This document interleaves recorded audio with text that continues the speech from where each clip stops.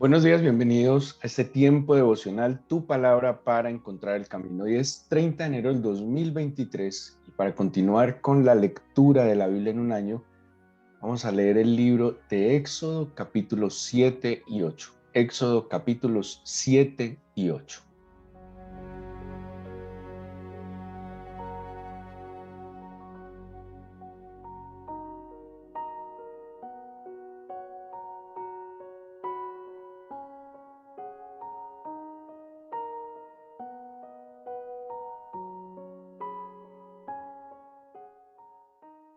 En nuestra guía devocional, Jesucristo de principio a fin, estamos terminando el mes de enero que denominamos el principio, en el principio. Y estuvimos estudiando a la par el libro de Juan y el libro de Génesis, perdón, que pues que tienen muchas similitudes, ambos mostrándonos cómo el principio de todas las cosas están, como dice el mismo Nuevo Testamento, reunidas en Cristo Jesús. Asimismo, el mes de febrero vamos a ver, siguiendo la historia y el relato del Antiguo Testamento, cómo Jesucristo es nuestra libertad y por eso entramos en el libro del Éxodo. El libro del Éxodo, eh, pues Éxodo, que en la traducción que se hizo de la Septuaginta quiere decir salida, porque de alguna manera el relato del libro del Éxodo es la salida del pueblo hebreo de Egipto, ¿sí? De la situación de esclavitud que se encontraba en Egipto en la última generación, como dice la misma Biblia, una generación o más bien un faraón que se levanta, que no conoció a José y al pueblo hebreo y que los esclaviza. Pero veamos un poco la condición en la que ellos estaban, para que también vayamos entendiendo la similitud que hay entre las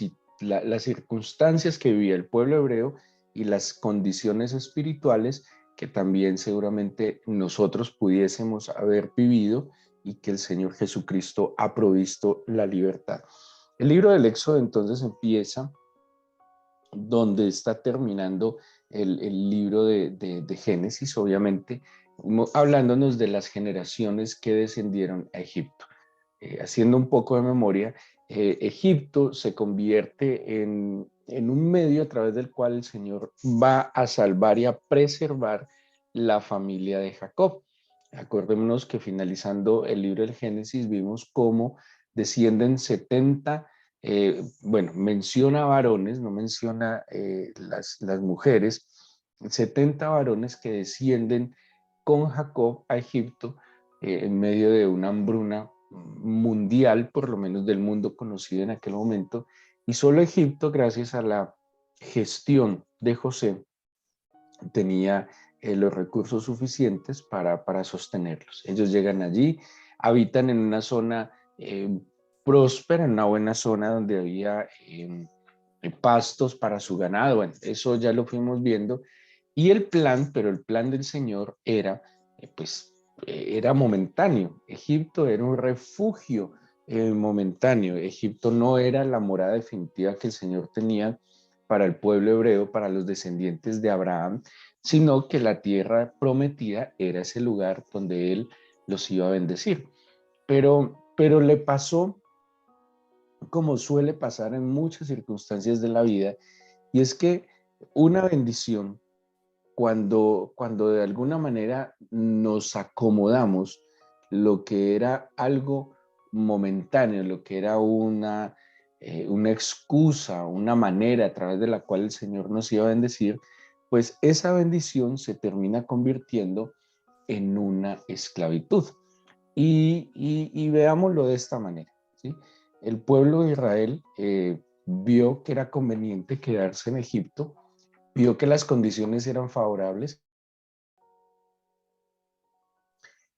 y simplemente empiezan a pasar los años, ¿sí? Ya había pasado el hambre, se supone que ellos debían estar en Egipto, si tenían presente el plan del Señor, ellos debían estar en Egipto de manera, pues mientras pasaba el hambre, ¿sí? O sea que ellos llegaron en el segundo año del hambre, pues lo correcto es que hubieran pasado, hubieran pues de alguna manera retribuido a Faraón el haberles acogido, pero conociendo cuál era la voluntad del Señor, ellos debían volver a la tierra prometida. Bueno, ahora podemos decir sí, pero a Abraham le habían dicho que iban a estar esclavos 450 años.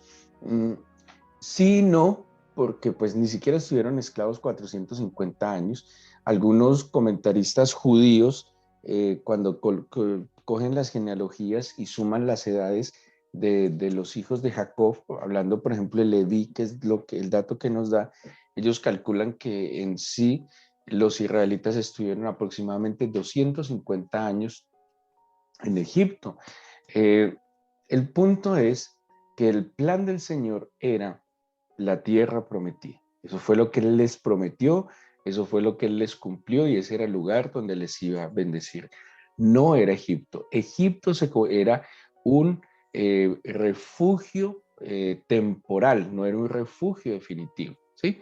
Y lo que era un refugio temporal o una bendición temporal o digámoslo de alguna manera, un impulso que el Señor les dio, más bien un medio a través del cual el Señor los bendijo, porque fue un medio, pues lastimosamente al ellos perder de vista el plan y el propósito que el Señor tenía con ellos, pues lo que era un medio, lo que era un motivo, lo que era un instrumento del Señor para bendecirles, se convirtió en esclavitud. Y eso pasa de muchas maneras.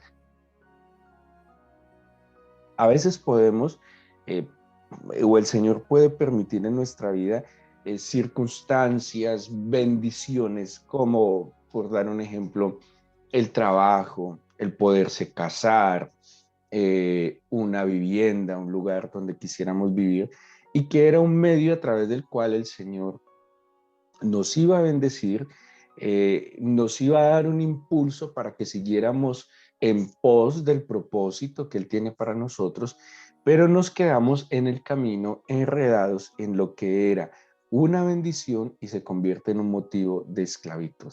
Eso era Egipto. Egipto era como un paso hacia, ¿sí? Y los hebreos se quedaron en este paso como si fuera algo definitivo.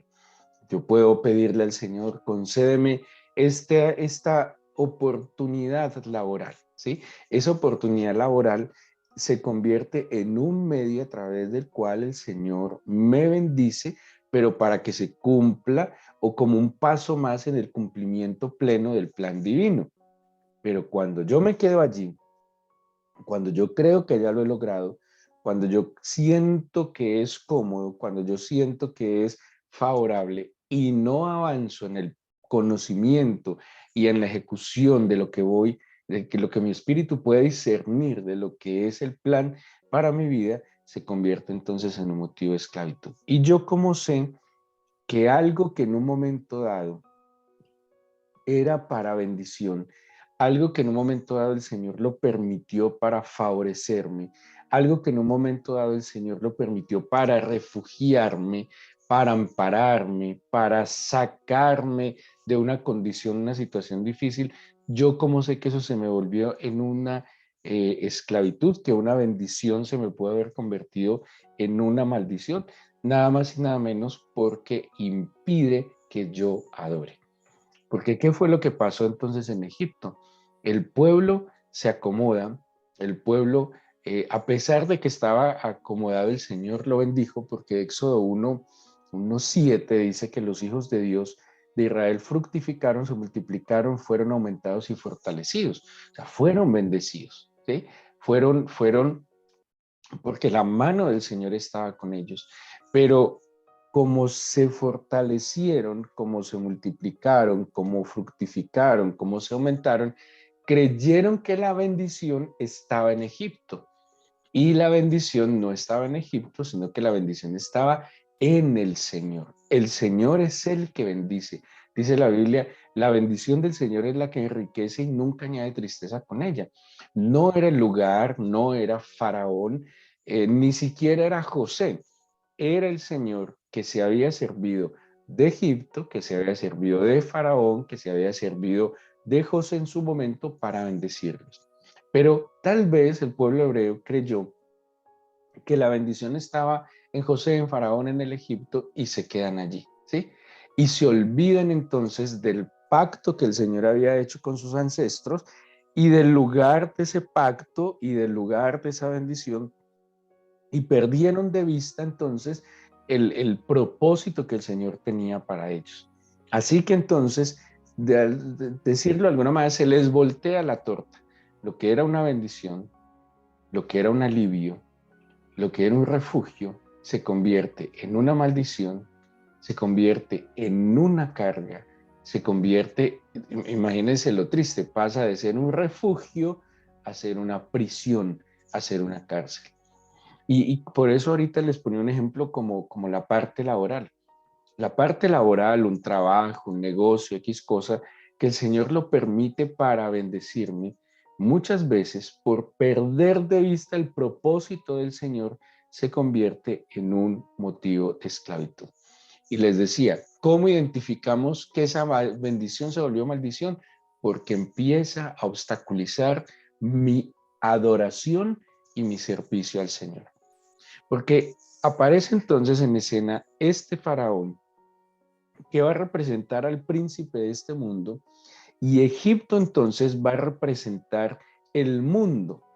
Y cuando hablo de que representa el mundo, es que en el mundo estamos, como vimos hace unos días, no pertenecemos al mundo, en el mundo estamos, y nosotros tenemos que discernir las cosas que el Señor va a permitir de este mundo para bendecirnos, pero no entrar en el sistema que nos esclaviza y que no permite que adoremos y que sirvamos al Señor.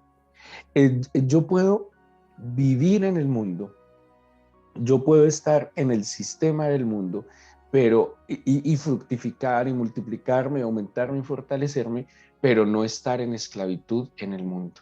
¿Y cuál es el propósito entonces del sistema y del príncipe de este sistema? Que el pueblo del Señor no adore y no sirva al Señor, ¿sí? Así que el pueblo entonces entiende porque empieza a sufrir. El pueblo ve que las cosas no eran tan agradables como las veía. El pueblo de Israel empieza a identificar que este faraón ya no es tan bueno, que Egipto ya no es tan bueno, ¿sí? Que, que lo que para ellos era benéfico, cómodo, implicaba prosperidad, pues ya no era tan bueno porque sencillamente ese no era ya el momento. Otra cosa en la bendición del Señor. Cuando el Señor bendice, el Señor alinea el tiempo, alinea las circunstancias, alinea los lugares, ¿sí? Cuando el Señor quiere bendecir a través de algo, pues alinea todas las cosas. El momento, el lugar, la circunstancia, el tiempo oportuno. Pero en este momento ya Egipto ya no era el lugar de bendición. Estaba simplemente, ya había pasado el tiempo en que ese lugar era de bendición. El tiempo era otro, el lugar era una vez más la tierra prometida. Así que entonces este sistema empieza a generar opresión, empieza a generar esclavitud, empieza a generar un desgaste para que no adoremos y para que no sirvamos al Señor, ¿sí? Entonces, la carga se multiplica. Claro, y cuando yo analizo que eso que pasa en el mundo, en el sistema, entonces el sistema me empieza a absorber. Entonces, altos precios, más trabajo, menos salario, pues el costo de vida está subiendo, hay más necesidades, porque hoy hay más necesidades que hace unas décadas. Hoy ya no es suficiente un par de zapatos, ya no es suficiente un televisor en la casa, no, hoy hay más necesidades, y lo más tremendo y peligroso de este sistema es que estamos seguros, eso lo siente nuestro corazón, que esas necesidades son reales, que esas necesidades son fundamentales. Y en verdad las necesidades fundamentales tienen que ver con el abrigo, con el alimento, con la salud. Esos son necesidades fundamentales. Pero hay una cantidad de necesidades que el sistema, que es un sistema de esclavitud, está generando en nosotros. Estamos inmersos en un sistema de confusión que nos ha creado unas necesidades irreales que frustran el alma y que no nos permiten con libertad adorar y servir al Señor.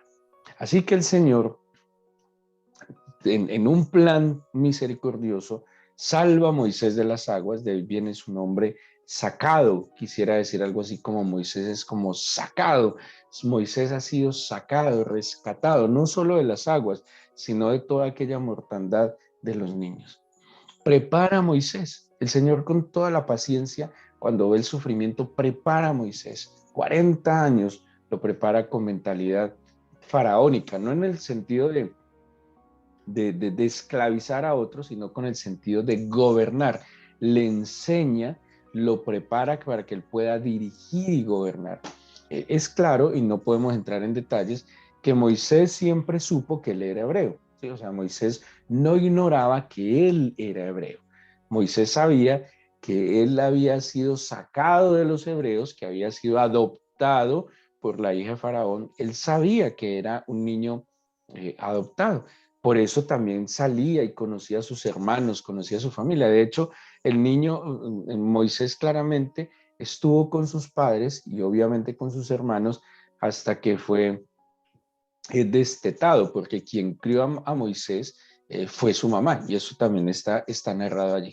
Así que Moisés es preparado, es capacitado seguramente en las letras, en las leyes, en las normas, en la guerra, bueno, en tantas cosas que pudo haberse sido preparado en una oportunidad extraordinaria de ser capacitado para poder dirigir y además algo muy importante, para poder enfrentar a Faraón, porque él tuvo que verse cara a cara muchas veces con Faraón. Y el Señor se tomó el tiempo de 40 años, bueno, lo preparó durante 80 años en total, pero 40 años lo prepara en la corte del Faraón y 40 años lo prepara a los pies de un sacerdote descendiente de Abraham, de Madián, llamado Jetro. Así entonces el Señor se lleva a Moisés al desierto. Y cuando Moisés está en el desierto, que lo que les decía ahora, una cosa es entender que donde el Señor me ponga conforme a sus planes es bendición, y ese lugar será bendición para mí. Pero ojo, ni Egipto ni Madián era el lugar final, era el lugar que el Señor había establecido para bendición plena de su pueblo.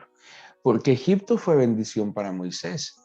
Madián fue bendición para Moisés. El desierto, a pesar de las dificultades, fue bendición para Moisés. Pero ni Egipto, ni Madián, ni el desierto era el lugar que tenía el Señor pleno para Moisés. ¿Era cuál? La tierra prometida, la tierra de Canaán, como describe la escritura. Así que Moisés, estando en el desierto, pues tan bendecido fue que consiguió esposa, consiguió trabajo, tranquilidad. Moisés estaba viviendo tranquilo, sin problemas, mientras su pueblo sufría, era maltratado, era usado, lleno de necesidades. Moisés estaba muy bien, 40 años aprendiendo a pastorear, 40 años aprendiendo a dirigir el pueblo del Señor. En el capítulo 3, cuando el Señor lo llama, quisiera centrarme en esto para que lo tengamos en cuenta y sea una aplicación y sea digámoslo, sí, una aplicación para nuestra vida. Dice lo siguiente, capítulo 3, versículo 6. Yo soy el Dios de tu padre, Dios de Abraham, Dios de Isaac y Dios de Jacob. Entonces Moisés cubrió su rostro porque tuvo miedo de mirar a Dios. Dijo luego el Señor, bien he visto la aflicción de mi pueblo que está en Egipto, y he oído su clamor a causa de sus exactores, pues he conocido sus angustias y he descendido para librarlos de mano de los egipcios y sacarlos de aquella tierra a una tierra buena y ancha, a tierra que fluye leche y miel, a los lugares del cananeo, del eteo, del amorreo, del fereceo, del heveo y del jebuseo.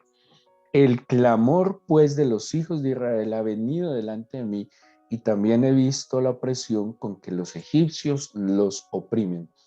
Ven por tanto ahora y te enviaré a Faraón para que saques de Egipto a mi pueblo, los hijos de Israel. ¿Qué tenemos acá? Cuando el pueblo de Israel empieza a sufrir, cuando el Señor permite que se levante un faraón que no conoció a José ni a aquella generación, cuando el Señor, a pesar de que el pueblo fructificaba, se multiplicaba, crecía, se fortalecía, el Señor sabía que en el propósito que él había establecido, ese no era el lugar definitivo. Es algo así como que debía sacudir el nido para que las aves volaran. Era el momento de ir al cumplimiento, al lugar de la bendición que él tenía para él. Y en medio de todo eso, mientras está preparando a Moisés, hay unas acciones que quisiera que nosotros pudiéramos entender para que sepamos cómo el Señor puede actuar en medio de situaciones que generan en nosotros esclavitud. Insisto, ¿cómo yo sé que estoy dominado o fastidiado por el sistema faraónico, que no puedo adorar y servir con libertad? ¿Sí? Que no se me permite poder con toda libertad buscar al Señor. Que todo está sujeto a que me quede tiempo porque el trabajo, porque la casa, porque los niños, porque la movilidad, bueno, tantas cosas que impiden que yo pueda servir con libertad. Primero, ¿qué vio el Señor? El Señor vio la aflicción. Partamos de este punto. El Señor ve la aflicción de su pueblo. ¿Sí?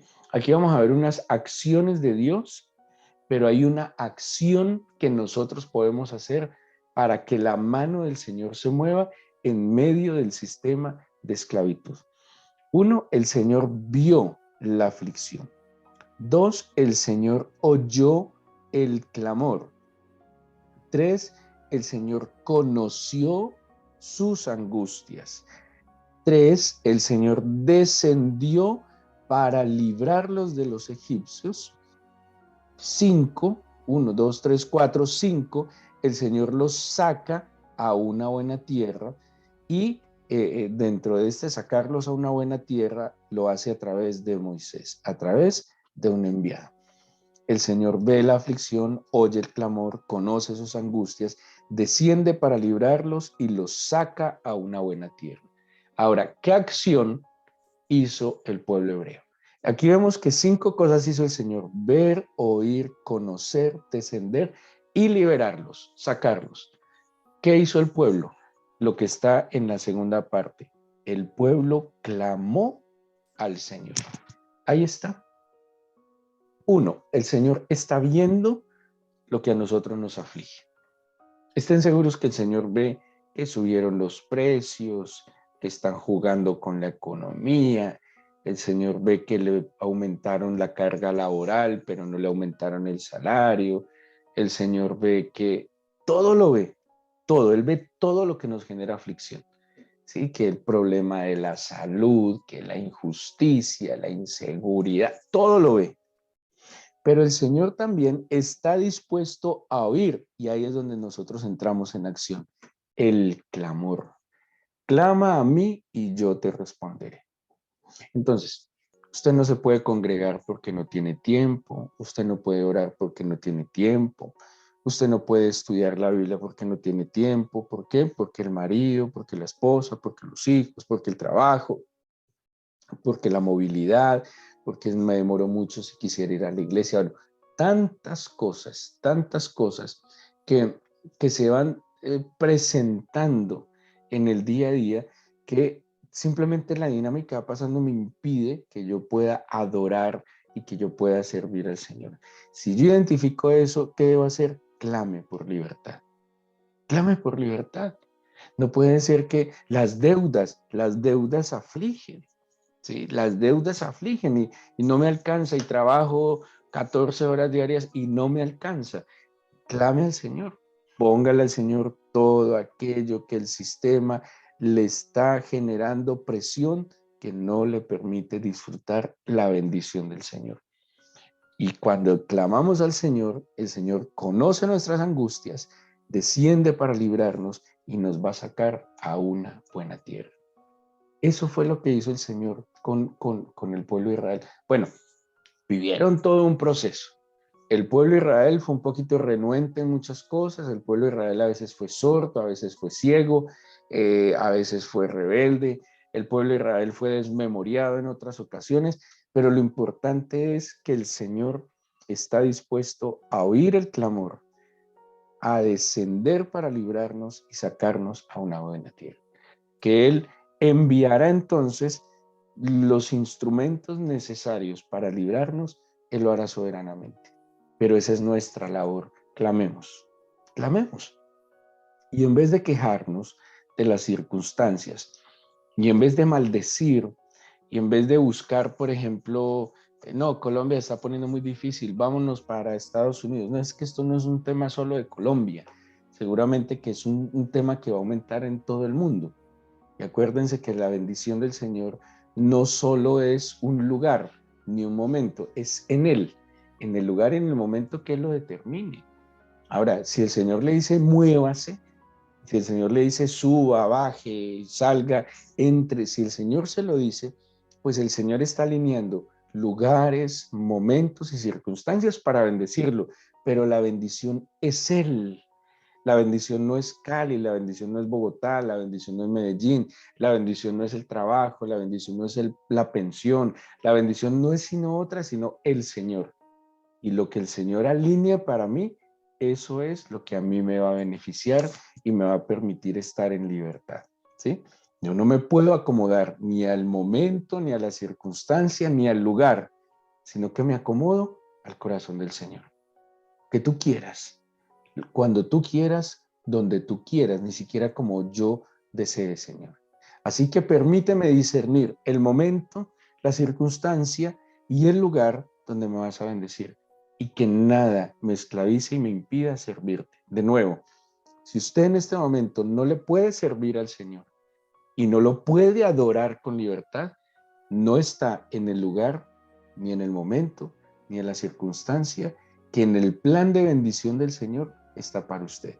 Y más bien está sujeto, esclavo, al sistema faraónico que impide que usted camine con libertad para que le pueda adorar y servir. Porque es que ser cristiano no es vivir de angustia en angustia, de sufrimiento en sufrimiento, de dolor en dolor, de preocupación en preocupación, sino de gloria en gloria, de victoria en victoria, de bendición en bendición. ¿Que hay dificultades? Sí, pero mayor es el que está en mí que el que está en el mundo y mayor es él que cualquier otra, alguna dificultad. Oremos y que podamos clamar para que el Señor nos libere y nos permita experimentar ese plan de bendición que tiene para nosotros.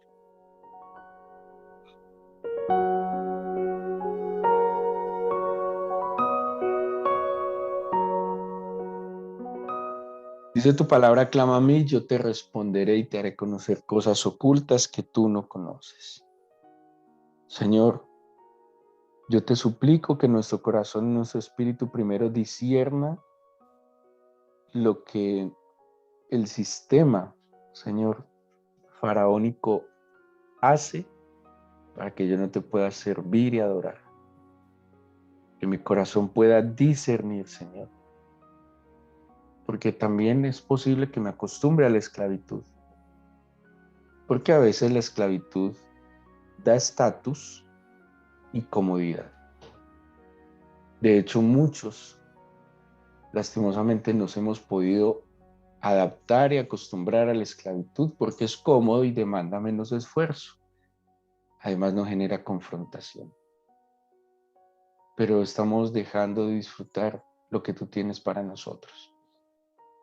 Yo te pido, Señor, que despiertes nuestro corazón, que abras nuestros ojos, nuestros oídos y nos saques del engaño del sistema que esclaviza. Y que podamos entender que tú oyes el clamor, que tú ves la aflicción, que conoces nuestras angustias y que estás dispuesto a descender para librarnos y sacarnos a una tierra de bendición, a un lugar, en un momento y bajo unas circunstancias que se alinean para beneficiarnos. Cuando el lugar, las circunstancias y el tiempo se alinean para esclavizarnos, Señor, es momento de movernos. Yo te pido entonces que tu Espíritu nos dirija, que nos enseñes y nos ayudes a movernos conforme a tu voluntad. Nos ayudes y nos enseñes a caminar de tu mano en la dirección que tú establezcas. Líbranos, Señor, en este día del mal. Guárdanos de caer en cualquier tentación. Y desde ahora bendecimos los alimentos que tomaremos conforme a tu generosa provisión. Que tu bendición, que es la que enriquece y nunca añade tristeza con ella, Señor, esté sobre nosotros, acompañándonos hoy y durante toda esta semana. Gracias por escuchar nuestra oración. En el nombre de Jesús. Amén.